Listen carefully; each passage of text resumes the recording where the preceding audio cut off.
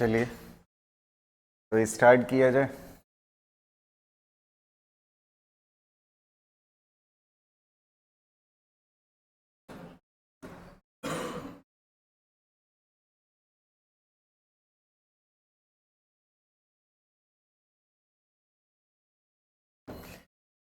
Last chapter है कि नहीं इस फर्स्ट बैच का, वेव मोशन।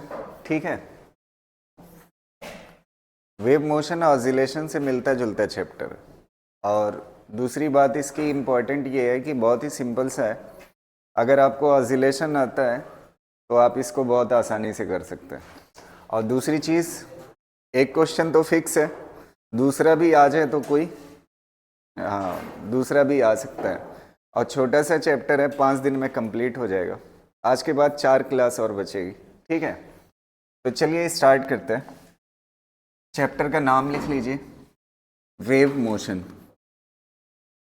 वेव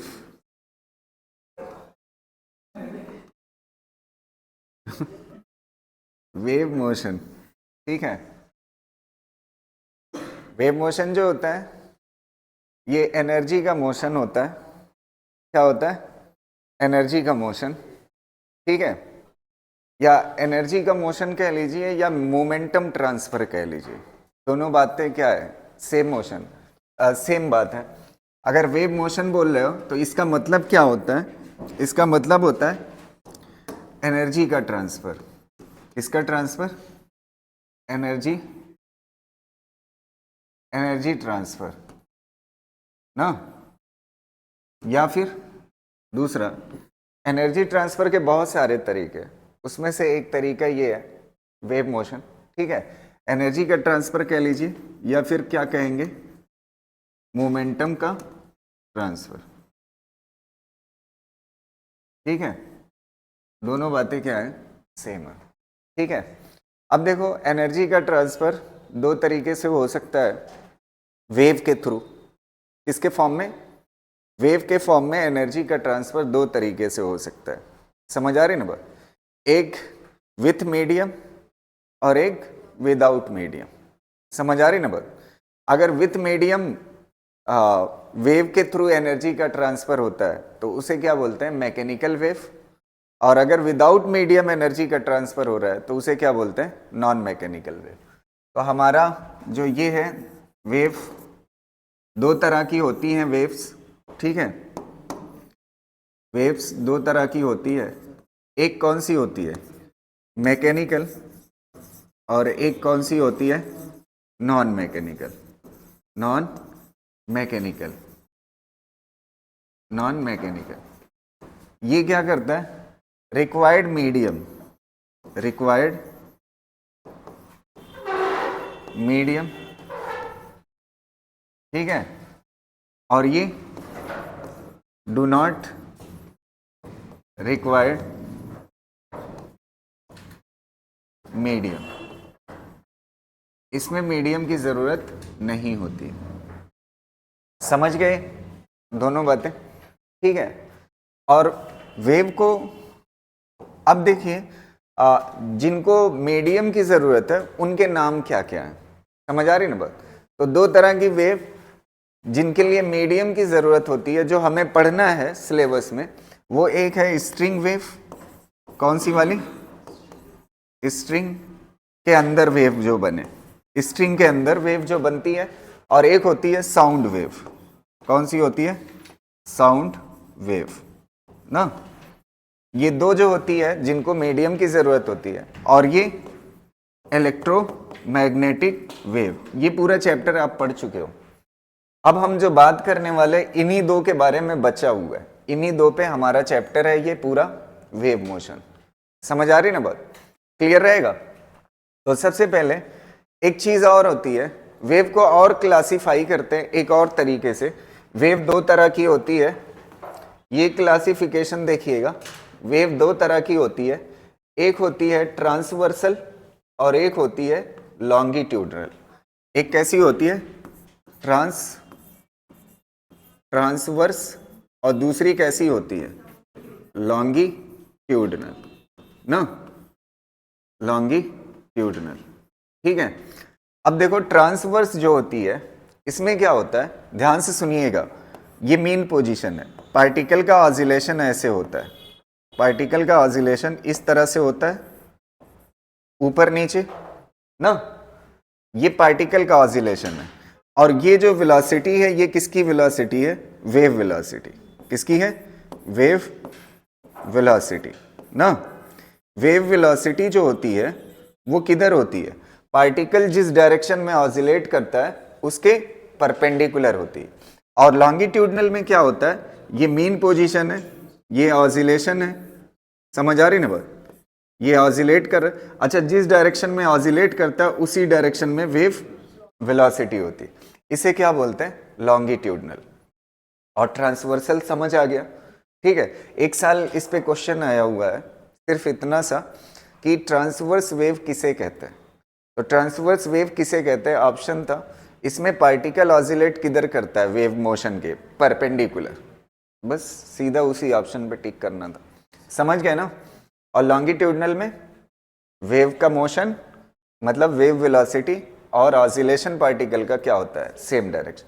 अगर इसका एग्जांपल देखा जाए तो आपको ये बात पहले से पता है। इसमें एग्जांपल के तौर पे अगर आप देखोगे, ये वाली जो स्ट्रिंग के अंदर वेव बनती है और जो इलेक्ट्रोमैग्नेटिक वेव होती है, ये दोनों ट्रांसवर्सल होते हैं। इलेक्ट्रोमैग्नेटिक वेव और कौन सी, स्ट्रिंग वाली, ये दोनों कैसी होती हैं, कैसी होती है, ट्रांसवर्सल। और ये जो क्या कहते हैं साउंड वेव होती है, ये कैसी होती है, साउंड वेव। अब इस पे काफी क्वेश्चन आते हैं, एक चीज मैं आपको बताऊं, साउंड वेव कैसी है, लॉन्गिट्यूडनल है। ध्यान से सुनिएगा, मैंने आपको वहां पे पढ़ाया था पोलराइजेशन में कि पोलराइजेशन सिर्फ किसका होता है, ट्रांसवर्सल वेव का होता है। किसका होता है, ट्रांसवर्सल। लॉन्गिट्यूडनल का कभी पोलराइजेशन नहीं होता। तो अगर मैं आपसे एक क्वेश्चन यहाँ पे पूछूं, क्या साउंड वेव पोलराइज हो सकती है, तो आपका आंसर क्या होगा, नहीं, क्योंकि पोलराइजेशन सिर्फ किसका होता है, ट्रांसवर्सल। तो एक बार फिर इस लाइन को जब ये पूरा लिख लीजिएगा, लास्ट में ये पॉइंट लिख लीजिएगा, transverse wave only can polarized, ठीक है, ये बात लिख लीजिए, इसको कर लीजिए, फिर आगे बात कर।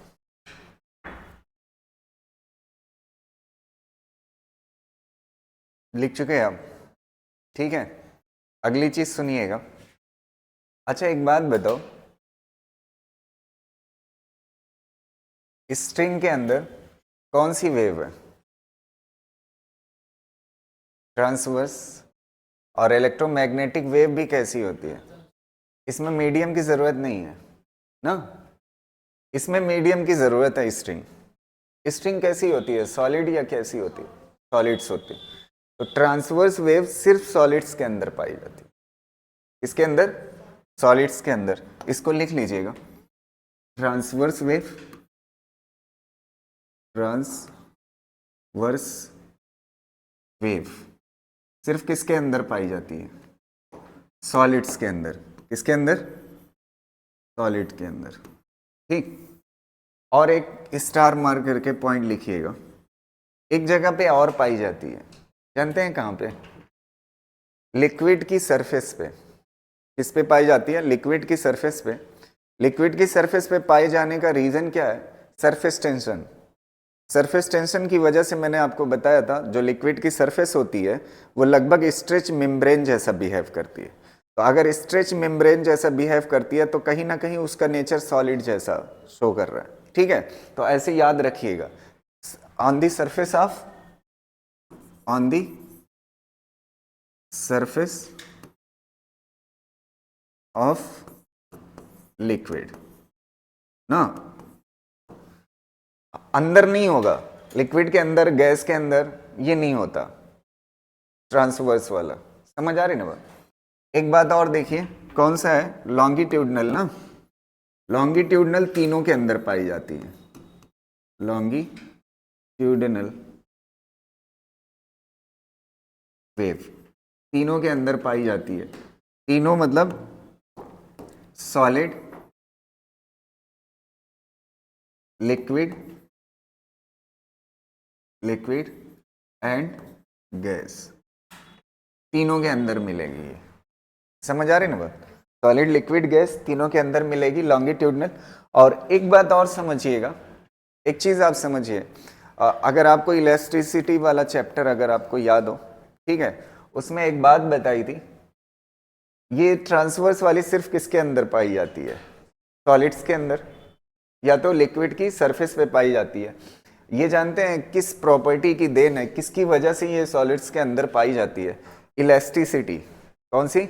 इलास्टिसिटी। और इलास्टिसिटी कौन सी वाली होगी? शियर। सॉलिड्स के अंदर क्या होता है? शियर स्ट्रेस होती है। कौन सी होती है? Shear stress. तो ये कौन सी प्रॉपर्टी की वजह से पाई जाती है ट्रांसवर्स वेव है? ये प्रॉपर्टी का नाम क्या होगा? Shear elasticity. शियर इलास्टिसिटी ना, शियर इलास्टिसिटी की वजह से। समझ आ रही ना बात? और ये वाला, अच्छा ये बताओ, लिक्विड, सॉलिड, गैस तीनों के अंदर लॉन्गिट्यूडनल पाई जाती है, तो जनरली ये बेसिकली किसके लिए? फ्लूइड के अंदर है। किसके अंदर है? फ्लूइड के अंदर। तो फ्लूइड के अंदर कौन सा स्ट्रेस होता है? कौन सी इलास्टिसिटी होती है? बल्क वाली। कौन सी होती है? बल्क वाली। तो ये किसकी वजह से होती है? बल्क इलास्टिसिटी की वजह।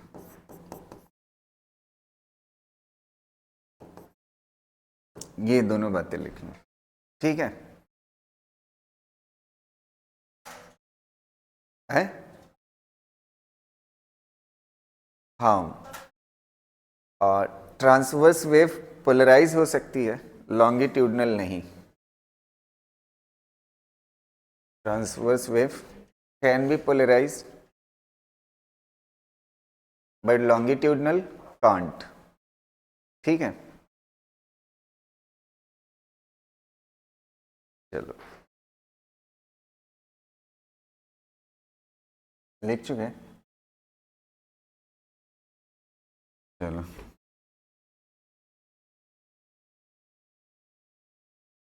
ये वाला क्वेश्चन बताओ। ये देखो, अब बच्चों वाला क्वेश्चन है, बताइए।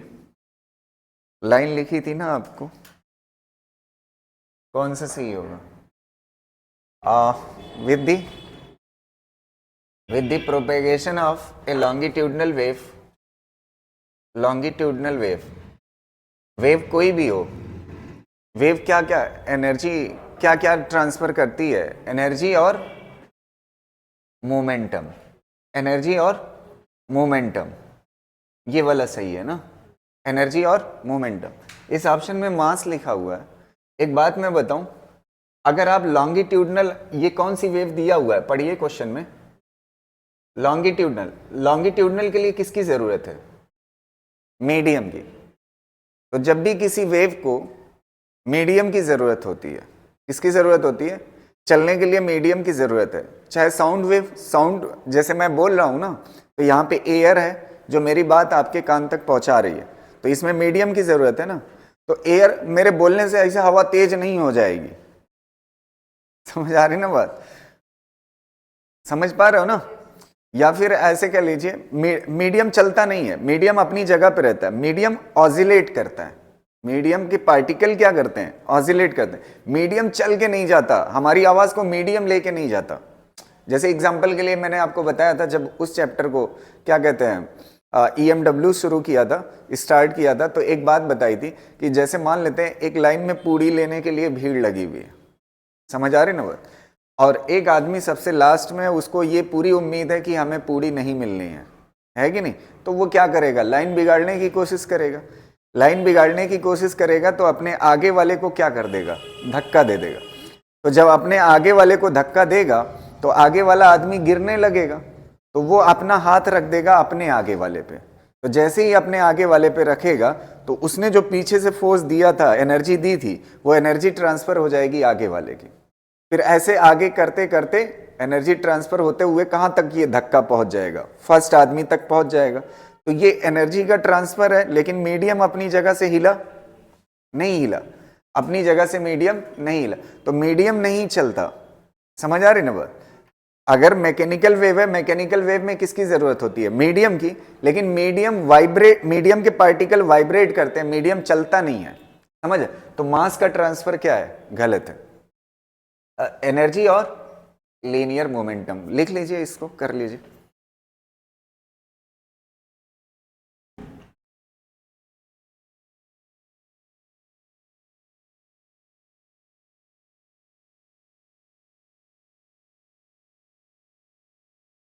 लिख चुके हो कि नहीं? हो गया। इसको बताइए, ये भी बात बोर्ड पे लिखी हुई थी। असर्शन क्या है? Transverse sound wave does not occur in gases. बिल्कुल सही है, ट्रांसवर्स सॉलिड में होता है, गैसेस में नहीं होता, तो ये बात सही है। अगली पढ़िए, gases can not sustain shearing strain. बिल्कुल सही बात है, शीयरिंग स्ट्रेन की वजह से ट्रांसवर्स वेव चलती है ना उसके अंदर। बता, शेयरिंग इलास्टिसिटी लिखी हुई है, समझ आ रहे? तो इसका मतलब रीजन भी क्या है? सही है। असर्शन और रीजन दोनों क्या है? करेक्ट है, और करेक्ट एक्सप्लेनेशन भी है। समझ आ रही ना वो?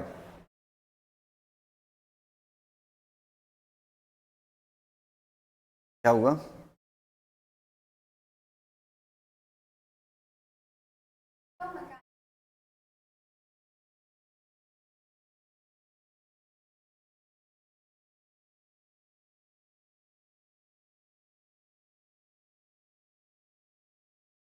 देखो, दो तरह से क्लासिफाई किया है, एक मैकेनिकल और नॉन मैकेनिकल बेसिस पे। मैकेनिकल में क्या होता है? रिक्वायर्ड मीडियम, और नॉन मैकेनिकल में डू नॉट रिक्वायर्ड मीडियम। तो मैकेनिकल में एक लॉन्गिट्यूडनल है, कौन? साउंड वाली, और जो स्ट्रिंग वाली है वो कैसी है? ट्रांसवर्स है। समझ आ रही ना वो? तो वो अलग पार्ट है। फिर उसके बाद वेव को दूसरी तरह से क्लासिफाई किया है, ट्रांसवर्स बेसिस पे और लॉन्गिट्यूडनल बेसिस पे। ठीक है? इलेक्ट्रोमैग्नेटिक वेव कैसी वेव है? इलेक्ट्रोमैग्नेटिक वेव जिसको मीडियम की जरूरत नहीं है। अगर किसी वेव को मीडियम की जरूरत पड़ती है, और अगर वो मीडियम क्या है? सॉलिड है, तो सॉलिड के अंदर जो वेव बनेगी वो कौन सी होगी? ट्रांसवर्स होगी। ठीक है? और सॉलिड, लिक्विड, गैस, तीनों के अंदर कौन बन सकती है? लॉन्गिट्यूडनल। समझ आ रहे हैं? अगर मीडियम की जरूरत पड़ती है तब ये लिखा है। समझ आ रहे? तो ट्रांसवर्स वेव किसके अंदर सिर्फ होगी? सॉलिड्स के अंदर। क्लियर रहेगा ना? चलो अब अगला देख लेते हैं। आप लिखते रहे, मैं तब तक दूसरा देख लूँ।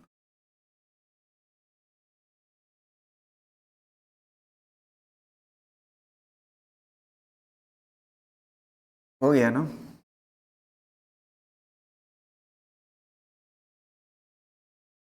हाँ, उसकी वजह से। हाँ,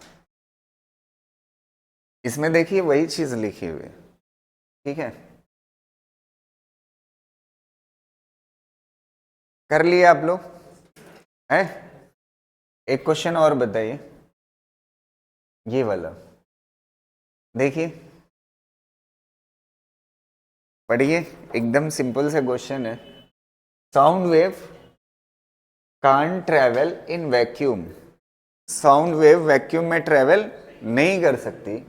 light can travel in vacuum, ये बात सही है। Reason, sound wave are longitudinal wave. Sound wave कैसी है? लॉन्गिट्यूडनल है, and they can not be polarized. Sound wave कैसी है? लॉन्गिट्यूडनल, और लॉन्गिट्यूडनल को पोलराइज नहीं कर सकते। But electromagnetic wave are transverse and they can be polarize. ये भी बात सही है, लेकिन करेक्ट एक्सप्लेनेशन नहीं है। आपको साफ दिख रहा है ना? करेक्ट है, ये अलग चीज कह रहा है, ये अलग चीज कह रहा है, तो एक्सप्लेनेशन नहीं है, लेकिन सही दोनों है। तो कौन सा सही होगा? Not correct explanation. ठीक है,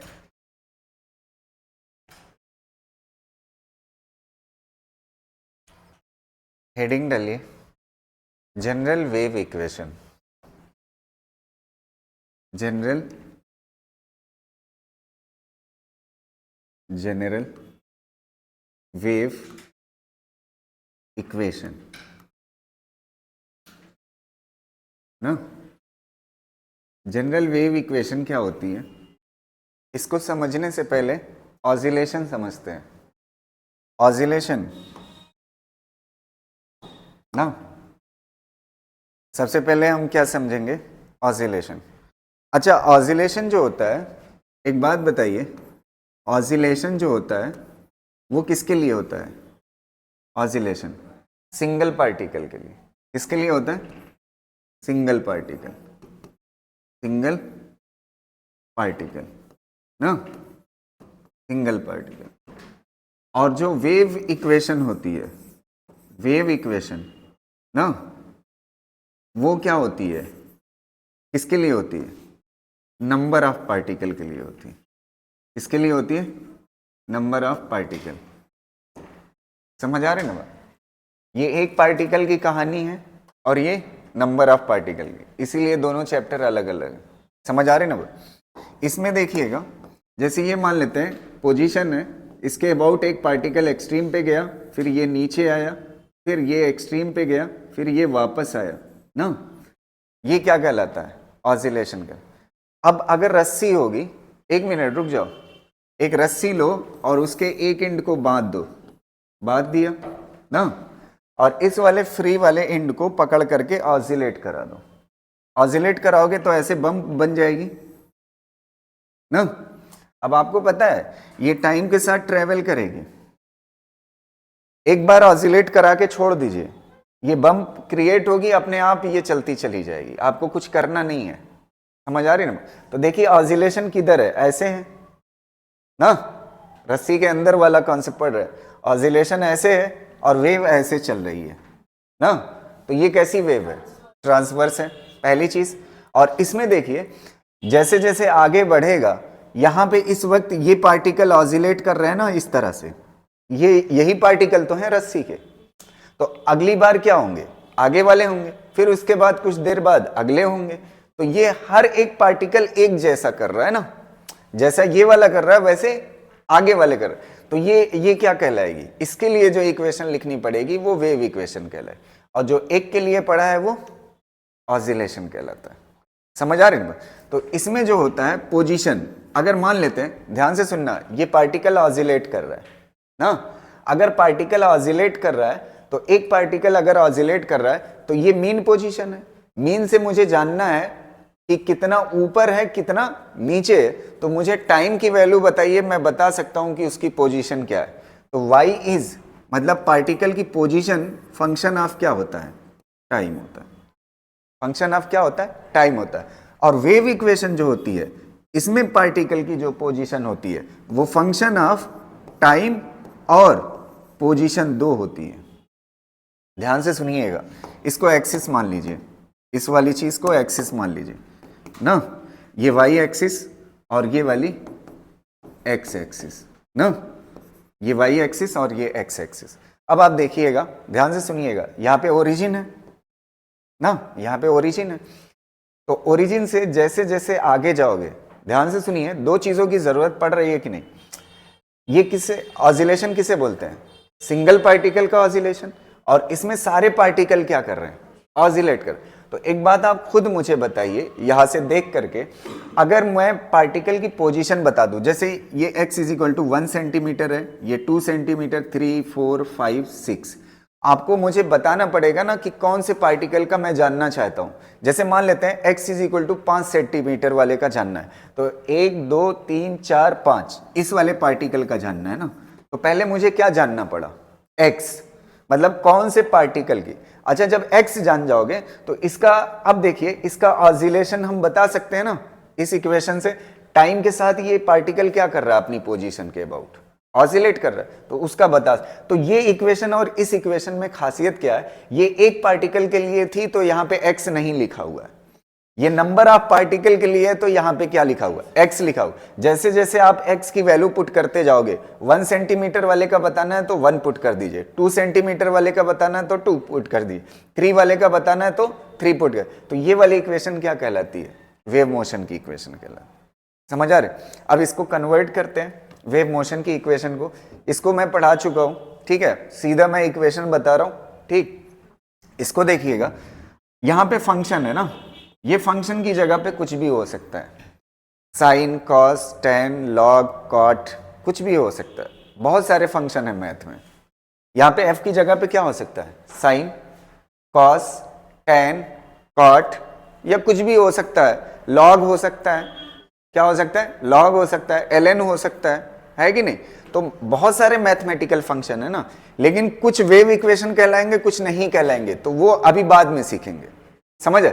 अभी फिलहाल इतना मैं बता रहा हूं कि यहां पे जो फंक्शन लिखोगे ना जनरली, ये y इज इक्वल टू क्या होगा, y इज इक्वल टू ऐसे इक्वेशन बनेगी, फंक्शन ऑफ t लिखना है ना, y is equal to a sine, ठीक है, plus minus omega t plus minus k x plus minus phi, ये होगी। दिख रहा है ना आपको? या तो फिर क्या होगी, कॉस के फॉर्म में होगी। इसके फॉर्म में होगी, कॉस के फॉर्म में। यहां पे क्या हो जाएगा, कॉस, और यहां पे plus minus omega t plus minus k x plus minus five. अच्छा ये बताओ, अगर आपको ऑसिलेशन याद हो, जब ऑसिलेशन पढ़ते थे तो ये एक्स वाला टर्म नहीं दिखता था। जब एसएचएम पढ़ाया था, सिंपल हार्मोनिक मोशन पढ़ाया था, तो उसमें एक्स वाला टर्म नहीं दिखता था। अगर इक्वेशन में एक्स वाला टर्म दिखने लगा तो इसका मतलब ये कौन सी इक्वेशन है, वेव इक्वेशन। क्लियर रहेगा ना? तो ये जनरल इक्वेशन है, साइन और कॉस। अच्छा आप सोच रहे होगे टेन और कॉट के फॉर्म में क्यों नहीं लिखा, है कि नहीं? टेन भी लिख सकते हैं इसकी जगह पे, कॉट भी लिख सकते हैं, लॉग भी लिख सकते हैं। तो अभी देखते हैं क्यों नहीं लिखा। समझ आया? पहले इतना लिख लीजिए, समझ क्लियर रहेगा ना? ये जनरल इक्वेशन है। फाई इनिशियल फेज होता है। फाई क्या होता है, इनिशियल। एक मिनट, थोड़ा सा फाई भी रिमाइंड में करा देता हूं, अगर किसी को ना याद हो ध्यान से सुनिएगा। जैसे ये पार्टिकल की यहां पे, मैंने आपको याद है ना जब ऑसिलेशन पढ़ाया था, एक पार्टिकल यहां पे मान लीजिए ना, और एक पार्टिकल यहां पे मान लीजिए, दोनों इस तरह से बंधे हुए हैं कि जब ये ऐसे चलता है ना, जब ये यहां पे पहुंचेगा तो ये सामने पहुंचेगा, जब ये यहां पे पहुंचेगा तो ये सामने पहुंचेगा, जब ये यहां पे पहुंचेगा तो ये भी यहां पहुंचेगा, और जब ये यहां पे पहुंचेगा तो ये नीचे आने लगेगा, जब यहां पहुंचेगा ये नीचे आएगा, जब यहां पहुंचेगा ये नीचे। मतलब ये वाला क्या कर रहा है, ऑसिलेशन, और ये वाला क्या कर रहा है, सर्कुलर मोशन। तो अब देखिए, हमेशा आपका ऑसिलेशन कोई जरूरी नहीं है कि मीन से ही स्टार्ट हो, नीचे से भी हो सकता है, और इसमें ऑसिलेशन कहां से स्टार्ट किया, मीन से। तो हो सकता है नीचे से हो या हो सकता है ऊपर से। तो जितना फेज प्लस में भी हो सकता है और माइनस में, जो जहां से स्टार्ट होता है उसे क्या बोलते हैं, इनिशियल फेज। अच्छा जब मीन से स्टार्ट होगा तो इनिशियल फेज की वैल्यू क्या होगी, 0 ना। याद आ गया ना, ऑसिलेशन पढ़ाया हूं पूरा चैप्टर, लेक्चर तो पढ़ा हुआ है। ठीक, इसको कर लीजिए। इस इक्वेशन को एक नाम दिया जाता है, उसका नाम जानते हैं क्या होता है, plane progressive harmonic wave. Plane progressive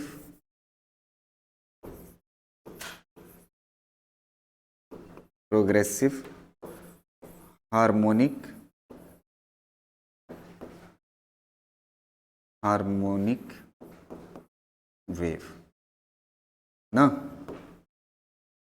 SHM पढ़ाया है ना, एसएचएम इक्वेशन मैंने वहां पे बताई थी जिसमें साइन और कॉस होता। क्या होता है, साइन और कॉस।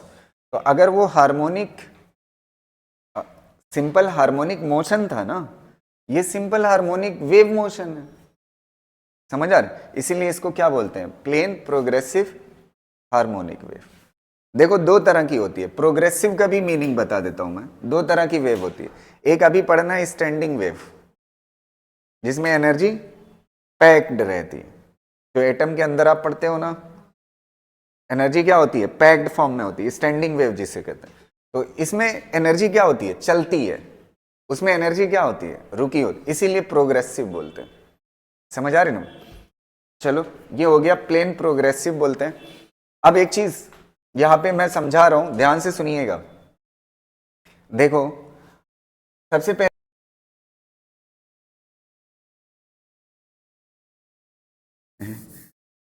प्रोग्रेसिव मतलब स्टैंडिंग के तरीके से नहीं है, इसमें एनर्जी चलती है बस,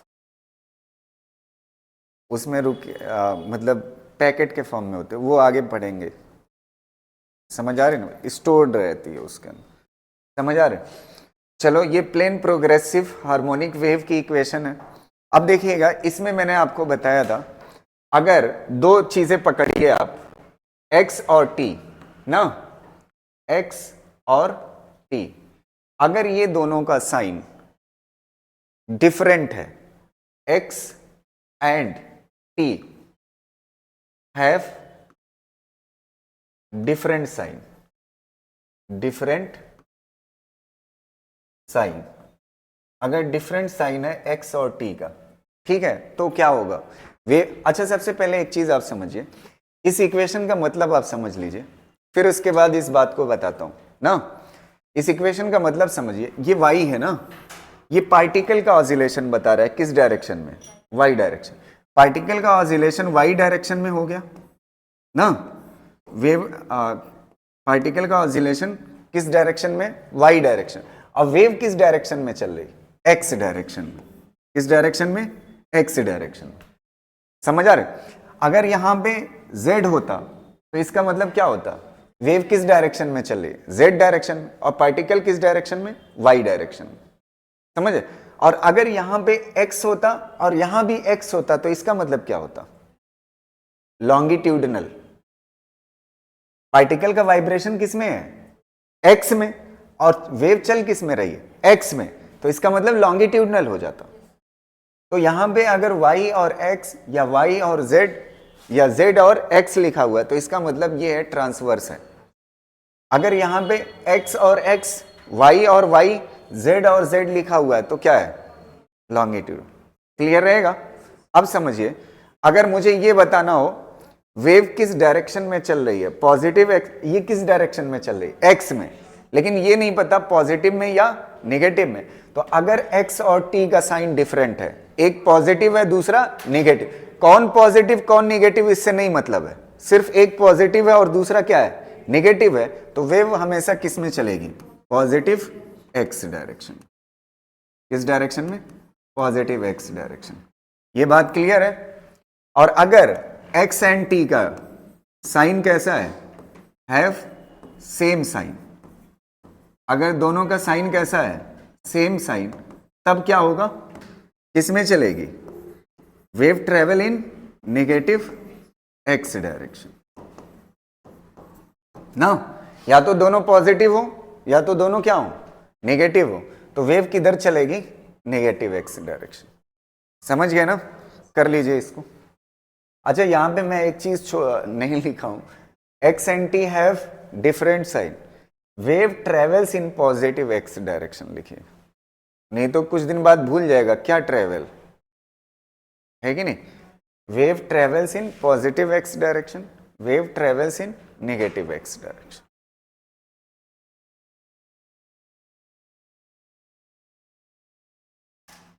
कंडीशन फॉर वेव इक्वेशन,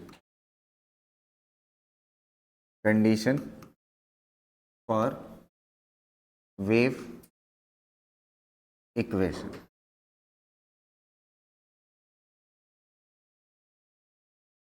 ना,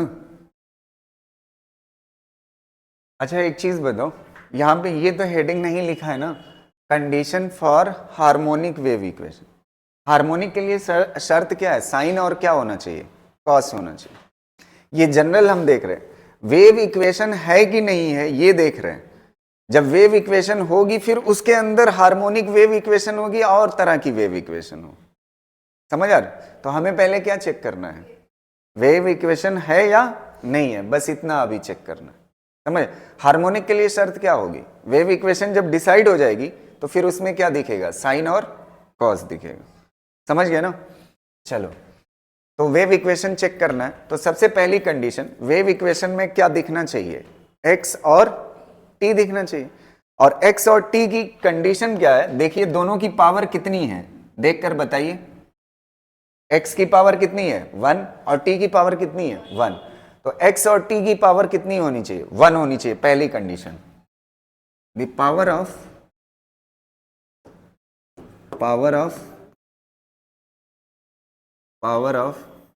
x and t should be 1,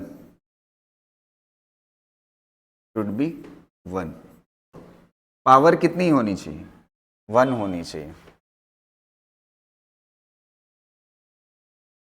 ठीक है।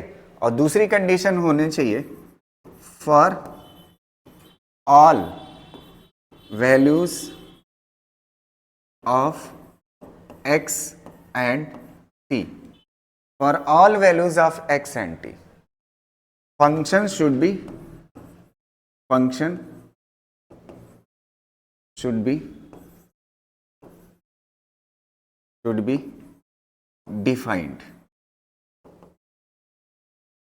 डिफाइंड होना चाहिए।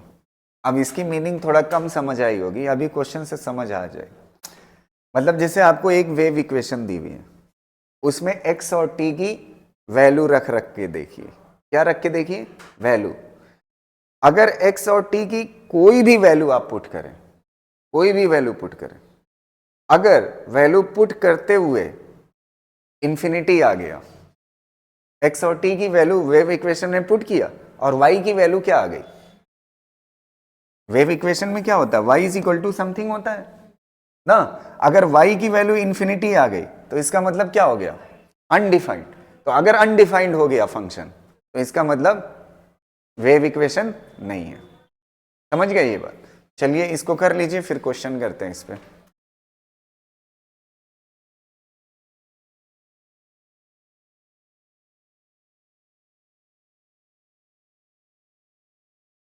पहला क्वेश्चन दिखाएं, पहला question y is equal to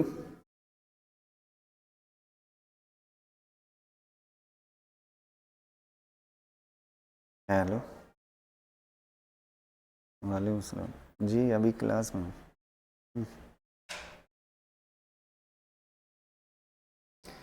y is equal to कितना हो जाएगा, y इज इक्वल टू मान लेते हैं 1 divide by 2x minus 5t है ना।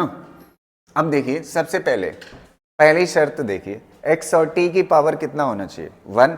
यहाँ पे x की पावर कितना है, 1, और t की पावर कितना है, 1 है, पहली कंडीशन। दूसरी कंडीशन देखिए, x और t की वैल्यू रख के देखिए। अच्छा मैं आपको x की वैल्यू देता हूँ, x की वैल्यू 1/2 देता हूँ, और y की वैल्यू, वो t की वैल्यू 1/5 देता हूँ, 1/5 देता हूँ। आप रख के देखिए कितना आएगा, ये 0 आएगा।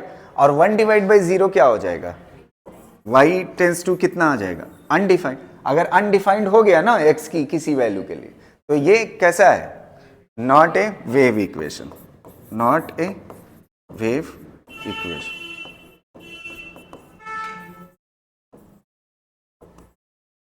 कर लीजिए इसको। कोई अभी मैंने बताया ना, मैं हार्मोनिक नहीं देख रहा हूं, वो हार्मोनिक के लिए शर्त है, जनरल अभी देख रहा हूं ये वेव इक्वेशन है या नहीं है। समझ गए ना?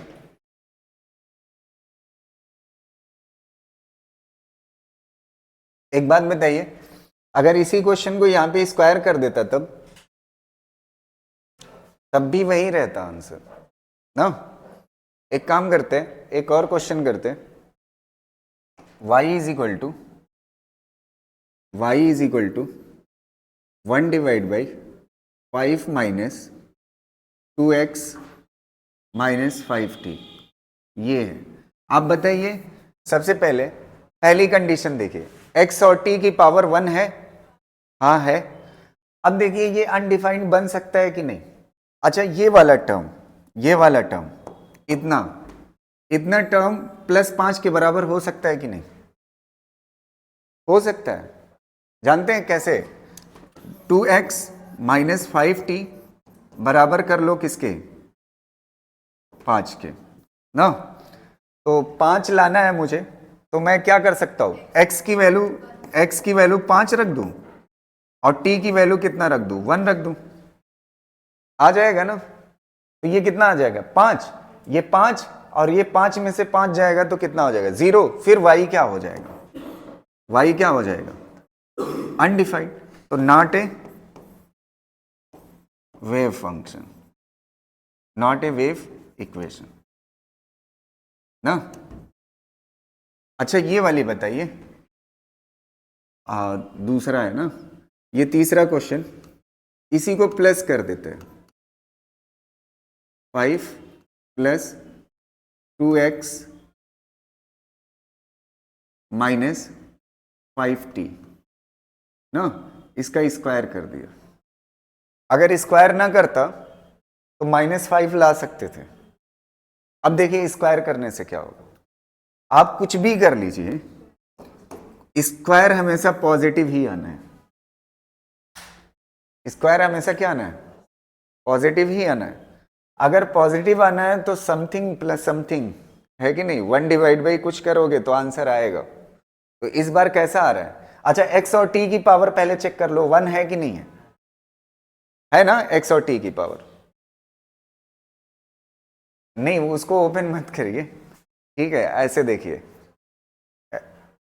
ओपन नहीं करना है। x और t की पावर, ये यहां पे x और t की पावर, ये होल पावर है ना, कैसी पावर है, होल पावर है, तो होल पावर से कोई दिक्कत नहीं है, ठीक।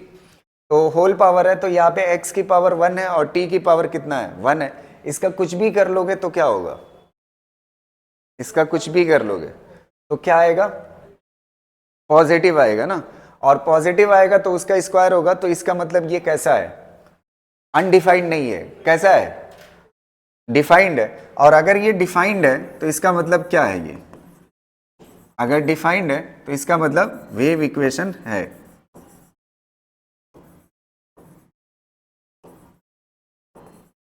ठीक है, इसको कर लीजिए, मैं बता रहा हूं इस चीज को। यहां तक क्लियर है ना, ठीक है। एक चीज मैं फिर कह रहा हूं, इस चीज को अभी ध्यान में रखिए, मैं ठीक, होल की पावर अगर है तो उससे नहीं लेना देना है, समझ आ रहा। यहाँ पे x की पावर कितना है, 1 है, और t की पावर कितना है, 1 है, तो ये माना जाएगा वेव इक्वेशन। समझ आ रही ना बात, होल की पावर होने से कोई फर्क नहीं पड़ता। इसको ओपन नहीं करना है, समझ आ रहे, ओपन करके नहीं देखना है, क्लियर है ना। अभी एक क्वेश्चन ऐसा ही कराऊंगा जिसमें x की पावर समथिंग होगी, t की पावर समथिंग होगी, लेकिन उसको कलेक्ट करके स्क्वायर में बदलूंगा, फिर पावर 1 और 1 हो जाएगी, वेव इक्वेशन बन जाएगी। समझ आ रही ना। तो फाइनल रिजल्ट किस में होना चाहिए, पावर में होना चाहिए, और होल पावर है तो कोई दिक्कत नहीं है, क्लियर रहेगा ना। चलो अगला देखते हैं, यहां तक हो गया। एक और क्वेश्चन देखिए, ये वाला, y is equal to tan a tan k x minus omega t, ये है, समझ आ रही ना। अच्छा इसमें बताइए, ये tan है, आपको ये बात पहले से पता है, tan थीटा, tan 90 की वैल्यू कितना होती है, 90 की वैल्यू क्या होती है, अनडिफाइंड ना। तो ये 90 तो बन सकता है, एंगल है ना, वैल्यूज पुट करने के बाद बन सकता है, एंगल ही तो है, तो 90 आ सकता है। तो tan 90 की वैल्यू क्या होती है, अनडिफाइंड, तो y क्या हो जाएगा, अनडिफाइंड। और अगर y अनडिफाइंड हो जाएगा तो इसका मतलब क्या है, not a wave equation, not a wave equation. ऐसे देखिए एक क्वेश्चन और, ये वाला, y is equal to log k x plus omega t. अच्छा ये बताओ, x और t की पावर कितना है, 1 है, कोई दिक्कत नहीं है, x और t की पावर कितना है, 1 है। तो x और t की पावर 1 है।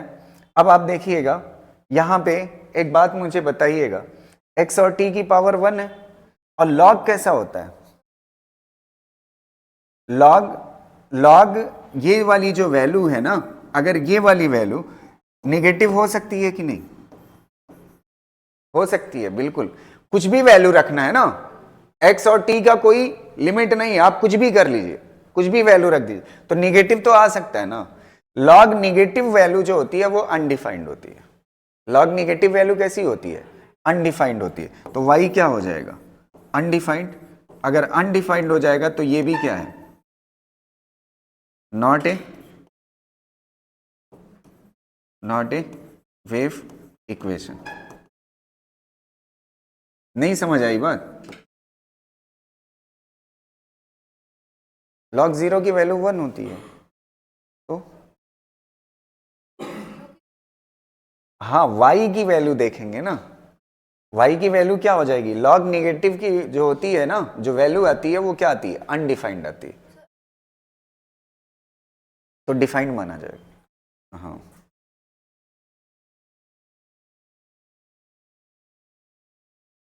आप करिए, मोबाइल में कैलसी होगा, नहीं देगा, मना कर देगा आपको जब उसमें log -5 की वैल्यू निकालोगे। भरोसा नहीं है? देख लो log -5 की या log -2 की बताओ।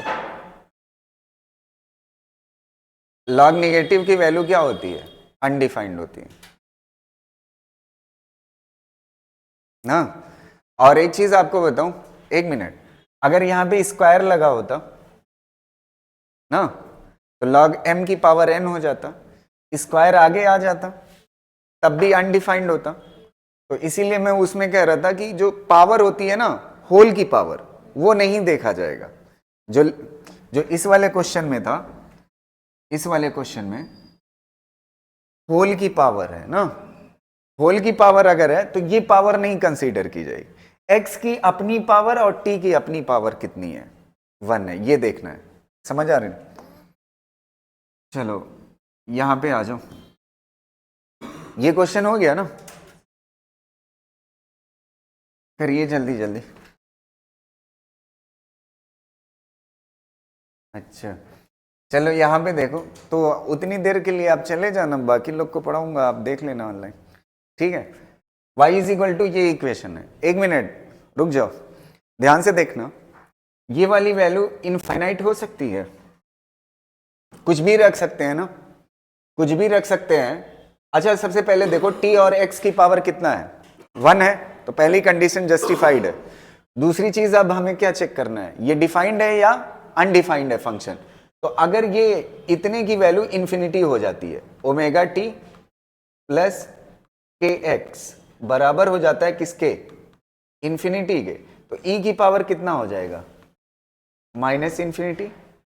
तो e की पावर माइनस इंफिनिटी जो होता है वो जानते हैं कितने के बराबर होता है, 0 के बराबर।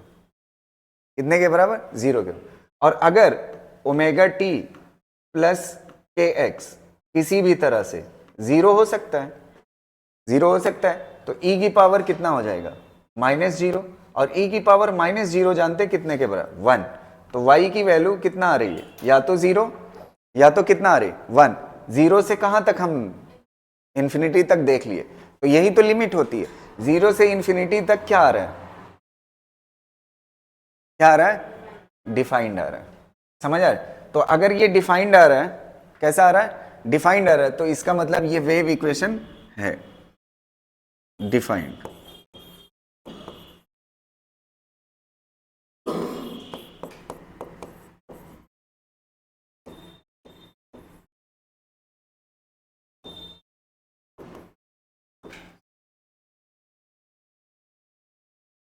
हाँ अभी देखेंगे, यहां पे प्लस करके देखेंगे। एक ये देख लो, y is equal to e की power omega t plus k x ना। अगर ये किसी तरह से omega t plus k x tends to infinity हो जाता है, टेंस टू इन्फिनिटी हो जाता है, तो y इज इक्वल टू ई की पावर क्या हो जाएगा, प्लस इन्फिनिटी। और e की पावर प्लस इन्फिनिटी क्या होता है, अनडिफाइंड, और अनडिफाइंड होगा तो नॉट ए वेव इक्वेशन।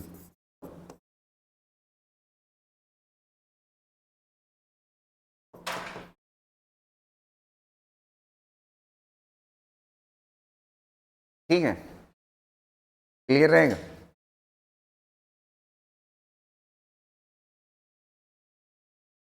चलो बस सिखा दिया मैंने, तो दो चीजें ध्यान रखिएगा जहन में आप अपने, क्या क्या चीजें, पहली चीज x और t की पावर क्या होनी चाहिए, 1, और दूसरी चीज for all values of x and t function should be defined. अगर फंक्शन डिफाइंड है तो वेव इक्वेशन है, अगर नहीं है तो वेव इक्वेशन नहीं है।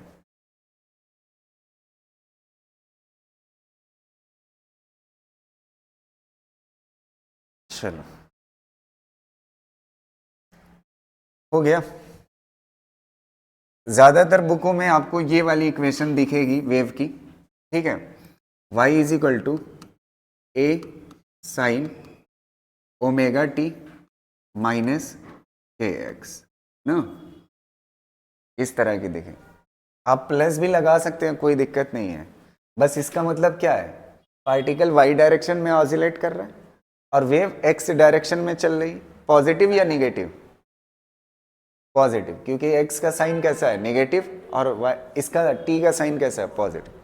तो वेव किस डायरेक्शन में चल रही, पॉजिटिव x। क्लियर रहेगा ना। तो अब देखिए, सबसे पहले यहाँ पे एक चीज पढ़ते हैं, वो है वेव वेलोसिटी। क्या चीज है, wave velocity. Wave velocity, wave velocity जो है इसको दिखाते हैं v से। किससे दिखाते हैं, v से। ये होता है कोएफिशिएंट ऑफ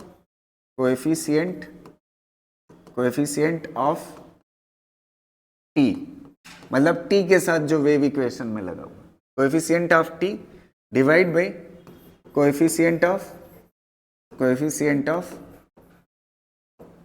x ना। अच्छा ये बताओ, ये कितने के बराबर होगा, ओमेगा डिवाइड बाई के। ये बात हो गई पहली चीज।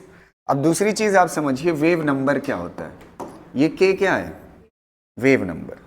वेव नंबर ना, इसको कैसे दिखाते हैं, के से। ये क्या होता है, इसका फार्मूला जो होता है, एक चीज आप समझिए, इसका फार्मूला होता है 2 पाई बाई लेमडा। कितने के बराबर होता है, 2 पाई बाई लेमडा।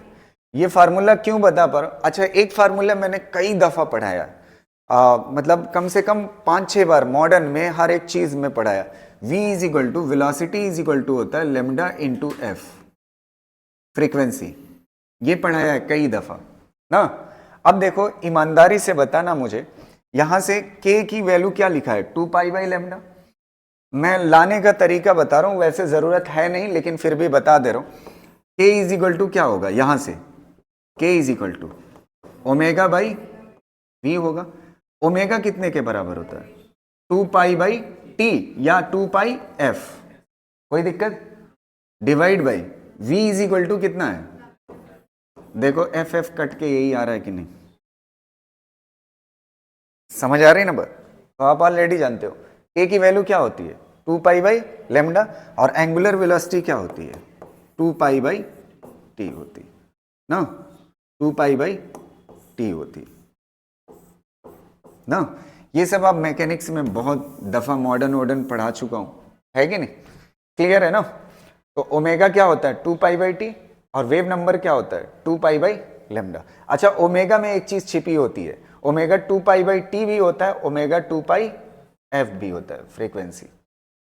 ये साइक्लिक फ्रीक्वेंसी कहलाता है, ये एंगुलर फ्रीक्वेंसी। अब इतना टाइम है नहीं कि बार बार रिपीट करूं, मैकेनिक्स में बहुत पढ़ा है, समझ आ रहे।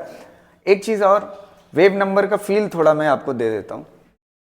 ये देखिए, आप यहां से एक फार्मूला ये, एक फार्मूला ये, और ये दो फार्मूले तो कंपेरेबल है ना। ये 4 फार्मूले रटे रहे तो इसका न्यूमेरिकल बहुत आसान है, समझ आ रहा। एक बात और समझिएगा, यहाँ पे इंपॉर्टेंट है, वो क्या चीज है, यहां तक हो जाने के बाद देखिएगा, ठीक है। ये चारों फार्मूले, 1 मीटर की दूरी लीजिए, कितने मीटर की, 1 मीटर की दूरी। 1 मीटर की दूरी में जितनी वेव्स होंगी, अच्छा एक वेव किसे कहते हैं, देखिएगा, ये एक वेव है और ये कितनी है, अरे गड़बड़ बन गया, ये कितनी हो गई यहां तक, तो ये कितने मीटर के बराबर था, 1 मीटर। 1 मीटर के बराबर में कितनी वेव है, 2 है, तो इसका वेव नंबर कितना होगा, 2 होगा। तो वेव नंबर किसे कहते हैं, 1 मीटर में नंबर ऑफ वेव्स, तो क्या बोलते हैं, वेव नंबर, और इसका फार्मूला ये होता है, ठीक है, कर लीजिए। अगली बात सुनिएगा, जब एक वेव चलती है ना इस तरह से ना, वेव ट्रेवल करती है, मान लेते हैं यहां से चलना शुरू किया है, इधर की तरफ जा रही है चल के, ठीक है, इधर की तरफ जा रही है चल के, ठीक। तो एक चीज आप समझिएगा, जब वेव इधर ट्रेवल करेगी तो इसकी वेव की वेलोसिटी ये है, ये किसकी वेलोसिटी है, वेव की। इसको सादे v से दिखाते हैं ना। एक चीज आप समझिए, ये अगर रस्सी से बनी हुई वेव है, ये रस्सी थी ना, रस्सी को ऐसे ऑसिलेट कराया था, ये देखो ग्रीन कलर वाला, ये जो है रस्सी है, इसी रस्सी को क्या किया है, ऑसिलेट कराया, तो इसके अंदर क्या बन गई, वेव बन गई। तो हर पार्टिकल क्या कर रहा है, इसका रस्सी का हर पार्टिकल ऐसे क्या कर रहा है, ऑसिलेशन कर रहा है। क्या कर रहा है, ऑसिलेशन कर रहा है, हर पार्टिकल ऊपर नीचे ऑसिलेट कर रहा है ना। तो इस डायरेक्शन में पार्टिकल ऑसिलेट कर रहा है और इस डायरेक्शन में वेव की वेलोसिटी है। तो पार्टिकल की वेलोसिटी अलग चीज है, पार्टिकल इस डायरेक्शन में चल रहा है, वाई डायरेक्शन में, और वेव किधर चल रही है, इस डायरेक्शन में। तो वेव स्पीड तो मैंने पढ़ा दी, पार्टिकल स्पीड पढ़ना अभी बचा हुआ है। तो हमारी इक्वेशन कौन सी है, y is equal to wave की a sine omega t minus k x. अब इसका डिफरेंशिएशन अगर कर दें हम टाइम के रिस्पेक्ट में, dy बाई डी टी। अच्छा, डिस्प्लेसमेंट डिवाइड बाई टाइम, ये डिस्प्लेसमेंट किसका है, पार्टिकल का। डिस्प्लेसमेंट डिवाइड बाई टाइम क्या कहलाता है, वेलोसिटी। ये वेलोसिटी आप पार्टिकल देगा ना। अच्छा, ये देखो कितने के बराबर होगा, a साइन का डिफरेंशिएशन क्या होता है, कॉस, और जो आगे लिखा हुआ है पूरा पूरा लिख लीजिए, omega t minus k x. अब पढ़िए किसके रिस्पेक्ट में कर रहे हैं आप, टाइम के। तो टाइम के साथ जो लगा हुआ है वो बाहर आ जाएगा, ओमेगा। ये ऑसिलेशन में कई दफा मैं डिफरेंशिएट करके बताया हूं, 2D में बताया हूं, समझ आ रही ना। ए कांस्टेंट था, साइन का डिफरेंशिएशन किया, क्या हो गया, कॉस, पूरा अंदर वाला ऐसे ही लिख लिया। अब किसके रिस्पेक्ट में आप कर रहे थे, टाइम के, तो टाइम के साथ जो कांस्टेंट लगा हुआ है वो बाहर आ जाए। ये हो गई इक्वेशन किसकी, पार्टिकल की वेलोसिटी। अगर मैं आपसे कहूं पार्टिकल की मैं मैक्सिमम वेलोसिटी जानना चाहता हूं, मैक्सिमम, आप बताइए कितने के बराबर होगी। ये वाला अगर मैक्सिमम आप जानना चाहते हो तो कॉस थीटा की मैक्सिमम वैल्यू ले लीजिए। मैक्सिमम वैल्यू कितने के बराबर होती है, 1। तो ये कितना हो जाएगा, a ओमेगा। आ गया आंसर ना। अब ऑसिलेशन का एक फार्मूला याद दिलाता हूं मैं, ये वाला पढ़ा था, v is equal to omega under root a square minus y square. Particle की ये y में क्या है, पोजीशन, क्या है, पोजीशन। a क्या होता है, एम्पलीट्यूड, मैक्सिमम जहां तक जा सकता है। ये पार्टिकल मैक्सिमम कहां तक जा सकता था, यहां तक ना। तो ये इसका क्या है, एम्पलीट्यूड। तो ये y पोजीशन है। आप पोजीशन बताइए, वेलोसिटी बता सकते हैं ना। अच्छा, ये बताओ, अगर पार्टिकल मीन पे है, कहां पे, मीन पे, तो y की वैल्यू क्या होगी, 0।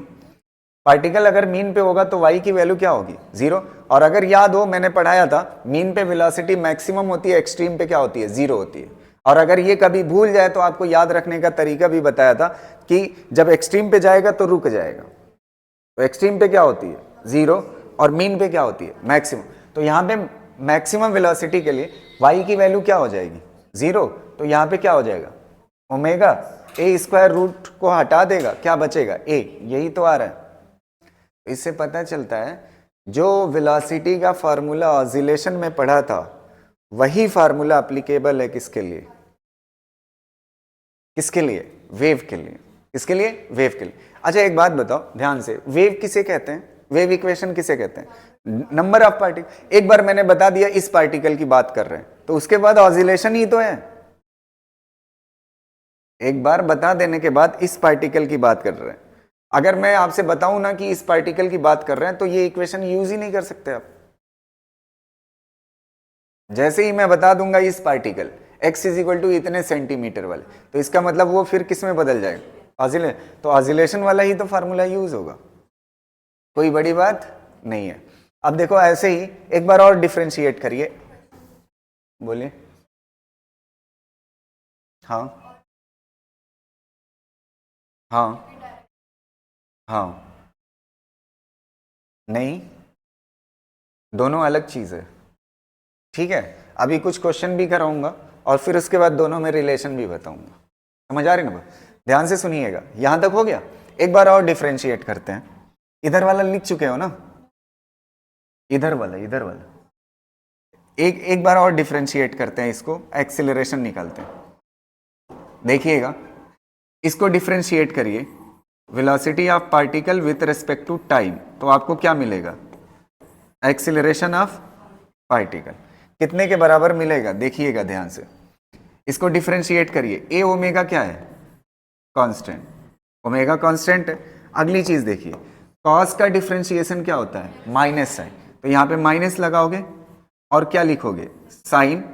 और जो आगे लिखा हुआ है वैसे ही लिख लोगे, omega t minus k x. किसके रिस्पेक्ट में कर रहे हो? टी के। टी के साथ कांस्टेंट कौन लगा हुआ है? ओमेगा स्क्वायर ना। अब एक बात बताना मुझे थोड़ा सा, अगर मैं चाहता हूं मैक्सिमम एक्सीलरेशन पार्टिकल का, ए पार्टिकल क्या मिले? मैक्सिमम। मैक्सिमम के लिए ये साइन थीटा क्या होना चाहिए? मैक्सिमम साइन थीटा की मैक्सिमम वैल्यू कितना होती है? 1। तो आंसर कितना हो जाएगा? ए ओमेगा एस ना। आप अगर देखोगे उठा करके, एक्सीलरेशन मैक्सिमम का भी यही फार्मूला, उससे कोई लेना देना नहीं, प्लस माइनस दोनों होता है। वेलोसिटी भी प्लस माइनस दोनों, मीन पोजीशन से ऊपर एक बार जाती है और मीन से नीचे, तो एक बार प्लस होती है एक बार माइनस, तो इसमें प्लस माइनस दोनों होता है। यहां तक क्लियर है ना? ओए, यहां तक क्लियर है ना? तो मैक्सिमम वेलोसिटी का फार्मूला क्या होगा? ए ओमेगा। और मैक्सिमम एक्सेलरेशन का फार्मूला क्या होगा? ए ओमेगा स्क्वायर। जो ऑसिलेशन में था वही यहां भी हो। कर लीजिए, फिर आगे बात करते हैं। ठीक है,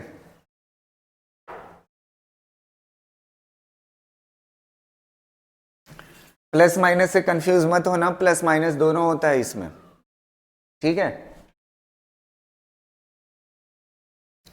पार्टिकल की वेलोसिटी किधर होती है? वाई डायरेक्शन में।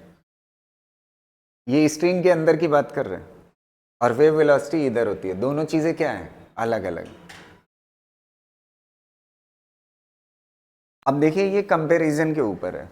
इक्वेशन आपने पढ़ी है, y इज इक्वल टू क्या होता है? ए sine omega t minus k x, ये होता है। अच्छा, यहां पे अभी पाई बाहर है ना, पहले इसको मल्टीप्लाई कर लो, इसके जैसा बनाओ। y इज इक्वल टू क्या हो जाएगा? 0.5 साइन, और कितना हो जाएगा? पाई से मल्टीप्लाई करोगे तो क्या हो जाएगा? पाई टी, और माइनस कितना हो जाएगा? 2 पाई एक्स ना। अब पहला क्वेश्चन सॉल्व करते हैं, एम्पलीट्यूड। एम्पलीट्यूड कंपेयर करिए, कितना है? 0.5। पहला आंसर हो गया। दूसरा क्या बताना है? लेमडा। अच्छा, ये वाली चीज कंपेयर करिए, यहाँ पे k है और यहाँ पे कितना है? 2 पाई। तो k इज इक्वल टू कितना है? 2 पाई। तो k कितने के बराबर होता है? 2 pi by lambda is equal to 2 pi. 2 pi क्या हो जाएगा? Cancel. Lambda is equal to कितना हो जाएगा? 1। आ गया। तीसरा देखिए, क्या है क्वेश्चन? फ्रीक्वेंसी। फ्रीक्वेंसी किस में छिपी होती है? ओमेगा में। ये ओमेगा कितने के बराबर है? पाई के बराबर। ओमेगा कितने के बराबर? पाई। ओमेगा क्या होता है? 2 pi F is equal to pi. तो पाई से pi cancel, F is equal to कितना? 1/2। बस आंसर हो गया। समझ गए ना? जस्ट कंपेरिजन है।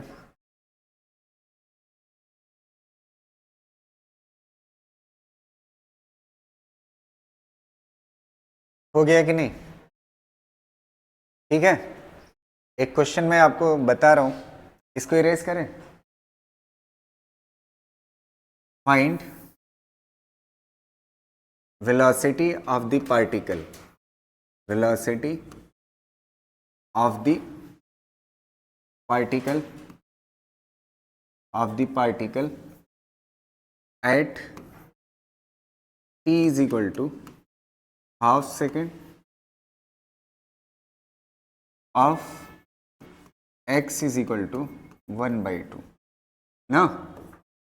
कौन से पार्टिकल की बताना है, कौन से पार्टिकल की वेलोसिटी बताना है, जो कहाँ पे हो, जो कहाँ पे हो, x is equal to half पे हो, x is equal to half पे। पहले इसको सॉल्व कर लेते हैं, मल्टीप्लाई कर लेते हैं, तो ये क्या हो जाएगा, y is equal to 0.55 sine pi t minus कितना हो जाएगा 2 पाई x ना। आपको क्या चाहिए, वेलोसिटी चाहिए, क्या चाहिए, वेलोसिटी। तो सबसे पहले इसको डिफरेंशिएट करिए, dy by D T, particle की चाहिए ना, पार्टिकल की चाहिए तो डिफरेंशिएट करना पड़ेगा, वेव वेलोसिटी नहीं पूछा है ना। डिफरेंशिएट करते हैं, पार्टिकल की वेलोसिटी निकालना है, तो 0.5 साइन का क्या हो जाएगा कॉस, और जो आगे लिखा हुआ है वैसे लिख लो, पाई टी माइनस 2 पाई एक्स। किसके रिस्पेक्ट में कर रहे हो, टाइम के, तो टाइम के साथ क्या लगा हुआ, पाई, पाई बाहर आ जाएगा, आ गया ना। 1 मिनट सुनना, कई क्वेश्चन इसमें कराऊंगा मैं। यहां तक क्लियर है ना, यहां तक कोई दिक्कत। डिफरेंशिएट करने के बाद अब आपसे कब पूछा है वेलोसिटी पार्टिकल की, है कब पूछा है, पार्टिकल की वेलोसिटी पूछा है जब टाइम कितना हो रहा हो, कॉस टाइम कितना हो रहा, हाफ सेकेंड, तो कितना हो जाएगा पाई/2 माइनस एक्स कितना हो रहा हो 1/2, कितना हो जाएगा पाई ना। तो ये कितना हो जाएगा 0.5 पाई कॉस, अच्छा ये 90 है और ये 180 है, तो 90 माइनस 180 कितना बचेगा, और कॉस माइनस थीटा किसके बराबर होता है, यहां पे लिख देता हूं, कॉस माइनस थीटा जो होता है कॉस थीटा के बराबर होता है, और साइन माइनस थीटा जो होता है माइनस साइन थीटा के बराबर। ये बात लिख लीजिएगा ना। तो कॉस माइनस थीटा किसके बराबर होता है, माइनस थीटा, और कॉस 90 की वैल्यू क्या होती है 0, तो पार्टिकल की वेलोसिटी क्या हो जाएगी 0। कॉस 90 की वैल्यू कितना होती है 0, समझ आ रहे ना। तो पार्टिकल की वेलोसिटी कितना आ गई 0, समझ गए ना। 1 मिनट, एक और जवाब दीजिएगा, ध्यान से सुनना। अगर मैं पार्टिकल के बजाय, ओए पार्टिकल की मैक्सिमम वेलोसिटी पूछता है, इस जगह पे नहीं, खाली मैं आपसे कहता पार्टिकल की वेलोसिटी कौन सी बताइए आप, मैक्सिमम बताइए, तो मैक्सिमम इज इक्वल टू क्या होता है ए ओमेगा। ए बताइए यहां से पढ़ के कितना है 0.5, ओमेगा कितना है, ओमेगा किसके साथ लगा होता है, जो टी के साथ लगा होता है ओमेगा होता है, जो एक्स के साथ लगा होता है वो के होता है, तो ओमेगा कितना है पाई, बस आंसर हो जाता। अगर आपसे यही मैं कहता वेव वेलोसिटी बताइए, क्या बताइए, wave speed, v is equal to क्या होता है ओमेगा बाई के, ये कौन सी स्पीड है, वेव स्पीड। अगर वेव स्पीड पूछा होता, तो वेव स्पीड अगर पूछा होता ओमेगा बाई के, ओमेगा कितने के बराबर है पाई, और के कितने के बराबर है 2 पाई, पाई से पाई क्या हो जाता कैंसिल, आंसर कितना हो जाता हाफ, बस आंसर हो जाता। समझ गया, एक साथ कई क्वेश्चन निपटा दिया मैंने। वेलोसिटी पूछता है किसी जगह पे, तो वो जगह रखनी पड़ेगी आपको, समझ आ रही ना, क्लियर है।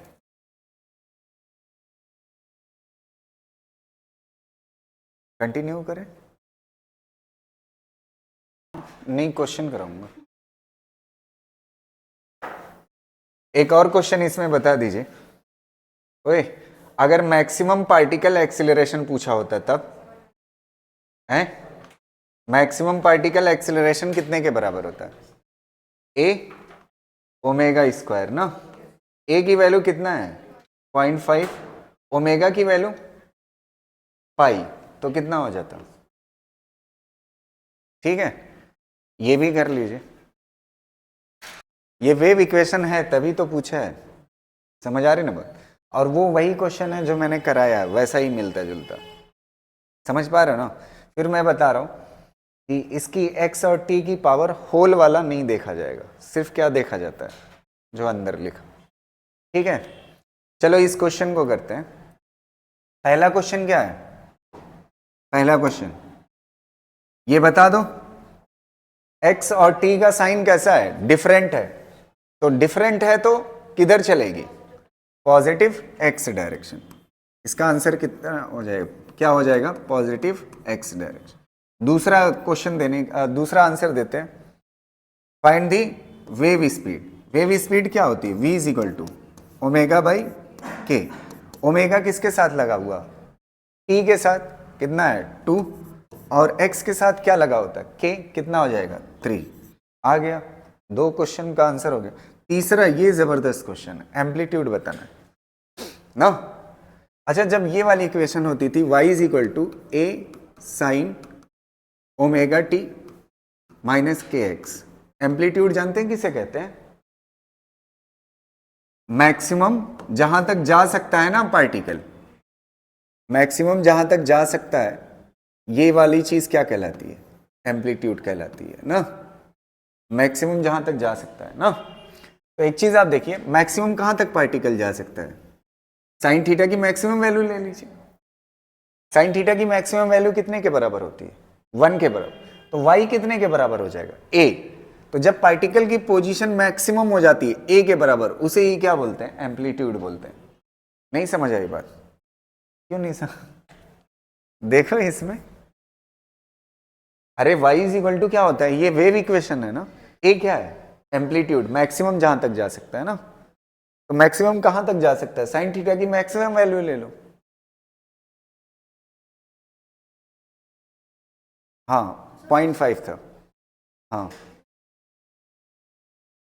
वही तो मैं समझा रहा हूं। y की, ये पार्टिकल ऐसे मीन पोजीशन से चल रहा है ना, किधर जा रहा है? ऊपर जा रहा है ना। तो मैक्सिमम वैल्यू कौन सी है? y की। y बराबर हो जाता है किसके? a के। तो वो मैं समझाने की कोशिश कर रहा हूं। पार्टिकल मीन से कहां जाता है? एक्सट्रीम पे। तो मैक्सिमम वैल्यू क्या होती है एक्सट्रीम की? a के बराबर। तो y बराबर हो जाता है a को, इसी को क्या बोलते हैं? एम्पलीट्यूड। तो साइन थीटा की मैक्सिमम वैल्यू कितना हो सकती है? 1। तो y बराबर हो जाएगा किसके? एम्पलीट्यूड के। तो बस यही बात मैं कह रहा था। अब इसमें आ जाइए, एक चीज आप सोचिए, ये y है ना, तो y की मैक्सिमम वैल्यू चाहिए ना। यहां से लॉजिक लगा कि y की कौन सी वैल्यू चाहिए? मैक्सिमम। तो मैक्सिमम वैल्यू क्या हो सकती है? जब ये 0 हो जाए, इतना 0 हो जाए। अच्छा, कुछ भी वैल्यू आएगी ना तो स्क्वायर है तो प्लस ही आएगी। तो y की वैल्यू क्या आएगी? इससे छोटी आएगी। तो एम्पलीट्यूड का मतलब क्या है? ये इतना टर्म क्या हो जाए? 0। तो एम्पलीट्यूड जानते हैं कितने के बराबर हो गया? y बराबर हो जाएगा किसके? a के बराबर 5/2। आंसर कितना हो गया? 2.5। बस आंसर हो गया। एम्पलीट्यूड की डेफिनेशन क्या होती है? y की मैक्सिमम वैल्यू। तो y की मैक्सिमम वैल्यू कितना पॉसिबल है इस इक्वेशन से? ये वाली 0 हो जाएगी, 5/2 बचेगा। अगर इसके अलावा कुछ भी लोगे तो स्क्वायर होके सम हो जाएगा, तो कम हो जाएगी वैल्यू। समझ आ रही है? ये जबरदस्त क्वेश्चन है। लास्ट कर लीजिए। चलो अगला देखो। नेक्स्ट क्वेश्चन लिखिएगा। अगर आप ऑसिलेशन किए हुए हैं, उसमें इस तरह की चीजें पढ़ाई है मैंने, ध्यान से सुनना। इसको ऐसे लिख सकते हो, ये सोल्यूशन बता रहा हूं ग्रीन कलर से, साइन ओमेगा टी, और कॉस को लिख सकते हो sine omega t plus 90। Sine 90 plus theta क्या होता है? Cos theta. कोई दिक्कत नहीं ना। अब अगला सुनिए, इसको भी ऐसे कर सकते हो। कितना हो जाएगा? √3/2 sign omega t plus half, ये कितना हो जाएगा? कॉस को क्या लिख सकते हो? Sine omega t plus 90। कोई दिक्कत नहीं ना। अब देखो इस वाले पार्ट को यहाँ पे सॉल्व करते हैं। इसका देखो, एम्पलीट्यूड अभी पता नहीं चल रहा है ना, तो पहले इसका क्या करेंगे? 2 वेव्स हैं, फेजर डायग्राम ड्रा करेंगे। देखना, ये वाली लाइन साइन ओमेगा टी की है। किसकी है? साइन ओमेगा टी की ना। समझ आ रहा है? और ये वाली लाइन किसकी है, sign omega t plus pi by 2। ये कितना आगे है बताइए, कितना डिग्री आगे है इससे, 90। तो इसका मतलब सही बना हुआ। अच्छा, इसका एम्पलीट्यूड कितने के बराबर है बताइए, इसके आगे कितना लगा हुआ है 1, और इसके आगे भी, इसके आगे कितना लगा हुआ 1, और इसके आगे भी कितना है 1। तो ये वाली लाइन कितने की है 1, और ये वाली लाइन कितने की है 1। तो नेट एम्पलीट्यूड कितने का आएगा 1 90 डिग्री पे है, तो कितना आता है √2 आएगा। कितना आएगा √2। पहले का एम्पलीट्यूड आ गया। दूसरे का देखिए कितना है इसका। अच्छा, दोनों के बीच में एंगल का डिफरेंस कितने का है बताइए, कितने का है 90 का ना, फेस डिफरेंस। तो ये साइन ओमेगा टी वाली लाइन, और ये कौन सी हो जाएगी, sign omega t plus pi by 2 वाली। इसका कितना है मैग्नीट्यूड एम्पलीट्यूड √3/2, और इसका कितना है 1/2। तो इसका रिजल्टेंट कितने के बराबर होगा, अंडर √3/2 का होल स्क्वायर प्लस 1/2 का होल स्क्वायर। कितना आएगा ये 3/4 प्लस 1/4, कितना आ जाएगा 1 आ जाएगा। कितना आ जाएगा 1। ये A1 है पहले वाले का, और ये किसका है दूसरे वाले। तो A1/A2 ही तो पूछा है, तो कितना हो जाएगा, बस आंसर हो गया। अच्छा क्वेश्चन है ये, समझ गए ना। कर लीजिए, फेजर डायग्राम वहां पे पढ़ाया था काफी, ऑसिलेशन। ये वाला देखो, आंसर कोई ऐसे ही बताओ, ध्यान से सुनना। y इज इक्वल टू कितना दिया हुआ है, y is equal to 10 sine pi, और ब्रैकेट में कितना है 0.01 x, और कितना है -2t, इतना दिया हुआ। पहले मल्टीप्लाई कर लो ना इसको, 10 साइन, ये मल्टीप्लाई करोगे तो कितना हो जाएगा 0.01 पाई x, और ये मल्टीप्लाई करोगे तो कितना हो जाएगा -2 पाई t। आपसे क्या पूछा है, मैक्सिमम स्पीड किसकी, रस्सी की, मतलब पार्टिकल की मैक्सिमम चाहिए ना। तो v पार्टिकल मैक्स क्या होता है a ओमेगा, a कितने के बराबर है 10, ओमेगा कौन होता है जो t के साथ होता है, कितना है 2 पाई, कितना हो जाएगा 20 पाई। पाई की वैल्यू लगभग कितना होती है 3.14, तो 3.14 इंटू 20 कितना हो जाएगा। समझ रहे हो कितना आसान होता है क्वेश्चन। Thank you.